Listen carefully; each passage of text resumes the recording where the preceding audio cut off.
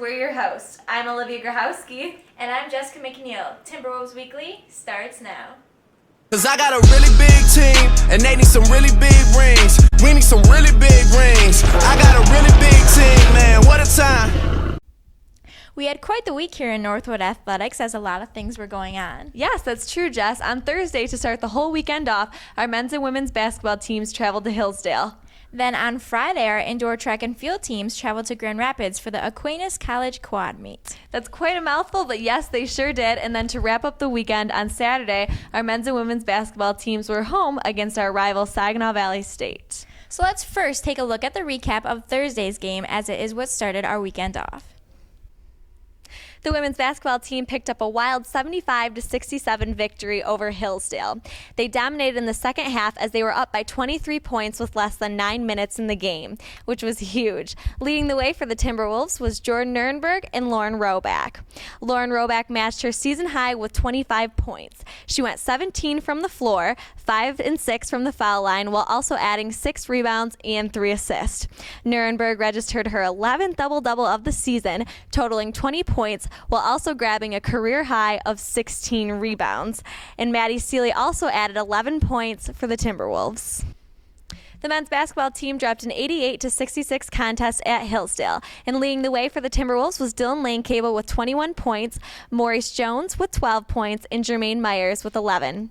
Casey Boyle also grabbed a career high of 12 rebounds for the Timberwolves. An interesting evening indeed for the Timberwolves, and a wild win for the women's team, as you stated. Yes, it was. I'm anxious to see your recap of the Saginaw Valley State game. But first, let's take a look at Friday and how our track and field teams competed at the Aquinas College Quad Meet. The women finished second in the meet with a total of 117.5 points.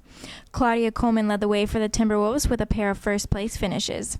Her time of 7.87 won the 60-meter dash. Coleman also finished first in the 200-meter dash with a time of 26.19. Other first-place finishers were Elena Meadows in the long jump and Dana Turner. Heaven Powell finished second in the high jump, while Jennifer McKenna also finished second in the 800-meter run. On the men's side, the Timberwolves finished with 120 points for third place.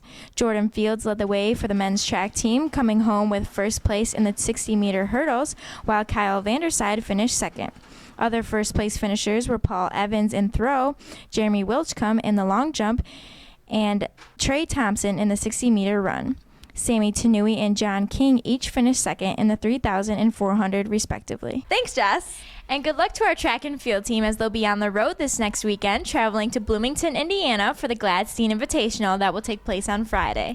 Yes, now let's wrap up our weekend with Saturday's games as our men and women were home against Saginaw Valley State for their rivalry basketball games. And Jessica and I were actually both at the game, so what did you think of the turnout and how everything went? Yeah, I thought it was awesome. It was great to see the crowd so involved and showing their support to both teams. Yeah, we had a lot of Northwood fans, of course. They were packed in our student section. And then, of course, and alumni. Yes, because it was Alumni Day. So we had a lot of them come back, and we recognized them as well. And we also had a lot of promotional activities going on, such as Pizza Dude, who delivered a large pizza to each game, and that was exciting because normally it's a size smaller, medium pizza. Yeah. So the students noticed that because you could tell they were really excited. Yeah, and it goes to the loudest fans. So remember, if you ever come to a game and it's Pizza Dude time, show your support and get loud. Yes, of course. And Woody's always the one that gets to pick the loudest fan, so make sure you're extra loud so he can hear you. Speaking of Woody, it was great to have Coop, the Saginaw Valley State Cardinal, come out and show his support to his team and have a dance and dunk competition against Woody. Yes, of course, the dance competition was very interesting because, as you know, Timberwolves fans, Woody is quite a dancer, wouldn't you say so? Yes, I would say he has some very, very intense moves. Yeah, so it was very competitive, and the dunk competition was nice as well, and they brought out some students from the crowd, too, to participate. So it was a lot of fun, but enough about all the promotions. Let's hear how they did. Jessica was actually the one recapping the game, so let's take a closer look at how the games ended up. Let's do it. What a night here at the Rietma Arena. Our basketball teams took on our rivals, Saginaw Valley State Cardinals. The women's basketball team started off the night scoring back-to-back, however, fell a few points short from the Cardinals, 76-71. Leading the way tonight for the Timberwolves was Jordan Nurnberg, who registered another double-double of the season with 18 points and 11 rebounds, while Maddie Seeley added 22 points and Lauren Roback finished with 12. Zakia Wells also had a career high of 10 points and 6 rebounds. Men's basketball team gained a victory over Saginaw Valley State, who were tied for number 1 in the conference. Our Timberwolves led the way most of the half and were leading by 10 going into halftime because of a buzzer beater 3 by Maurice Jones. After the half, Northwood was still ahead, SVSU trailing behind, but Northwood kept the lead and won 94-84. Maurice Jones had a career high tonight leading Northwood with 39 points, 6 assists, and 7 rebounds. Dylan Lane-Cable also contributed with 18 points.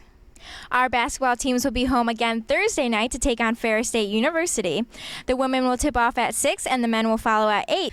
Thanks for the recap, Jess. No problem. Rival games are always so intense as they both bring their best effort. Yes, very fun to watch and fun to play in as well. Now let's move on to our athletes of the week. Going off of Saturday's game for the men's team, Maurice Jones had a career high of 39 points while playing Saginaw Valley State, which is huge. Maurice Jones is our men's athlete of the week.